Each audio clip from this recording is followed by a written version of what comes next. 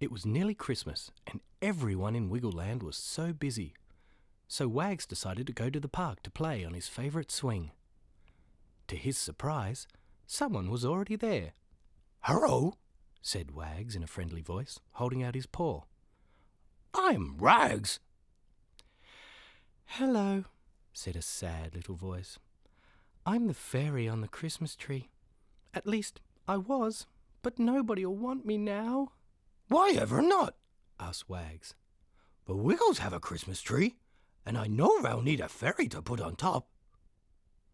"They won't want me," said the fairy. "Just look at me." And she got off the swing. "Oh dear," said Wags. "You are in a bit of a mess, aren't you?" "I certainly am," answered the fairy. "Once I was the loveliest fairy in the world. My dress sparkled, my wand glittered, and my tiara twinkled. I stood on top of the Christmas tree and watched everyone put their presents underneath. On Christmas morning I'd see all the happy faces, and people would look at me and say how beautiful I was. But now my dress is torn, and my wand is broken, and I've lost my tiara. I'm not looking forwards to Christmas at all." And she began to cry. Wags patted her. "Please don't cry. Perhaps my friend Dorothy the dinosaur could help you." Just at that moment, Dorothy the dinosaur came to the park looking for Wags. She saw the fairy, and Wags told her about the problem. Dorothy thought for a while. "Hey, I could make you a dress out of rose petals," she offered. "That's very kind of you," said the fairy. "But the fairy on the Christmas tree always has a white sparkling dress." "Perhaps Captain Feathersword might have an idea," suggested Wags. "Let's call him." "Oh, I'm not much good with dresses," said the captain when the others explained the problem. "But if the little lady needs a wand, I could let her have one of my feather swords." "Thank you," said the fairy. "But the fairy on the Christmas tree really needs a wand that glitters." "Hey, here comes Henry.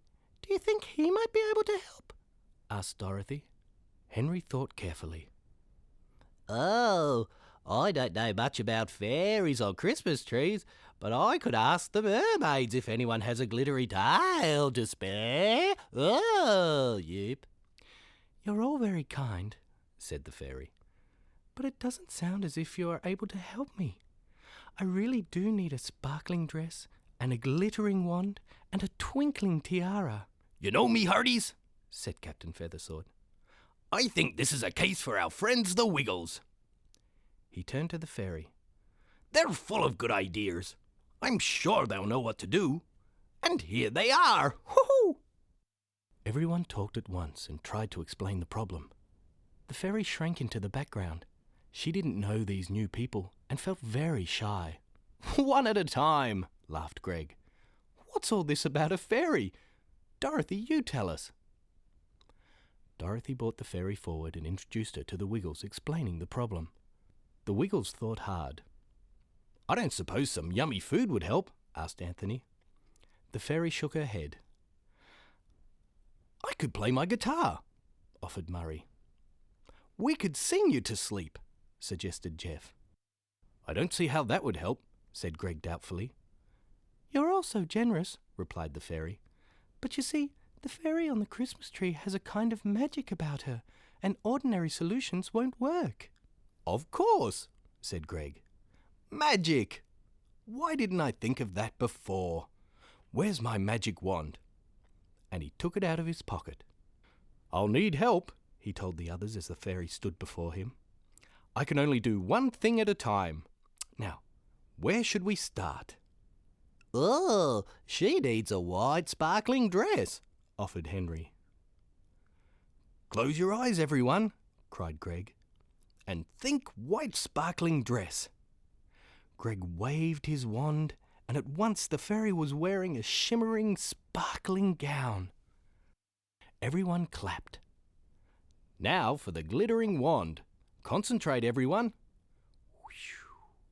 The wand glittered like diamonds. "And the twinkling tiara. Ready?" Greg waved his wand once more, and the fairy's tiara twinkled like the stars. "Oh, thank you, laughed the fairy, clapping her hands. "Now all I need is someone who wants a fairy for their Christmas tree." The Wiggles and their friends looked at each other. Murray bowed. "Would you be our fairy?" he asked. The fairy curtsied. "I would love to," she said. And that is how it was. The fairy sparkled and glittered and twinkled on the Christmas tree, and everyone said it was the best wiggly Christmas they'd ever had.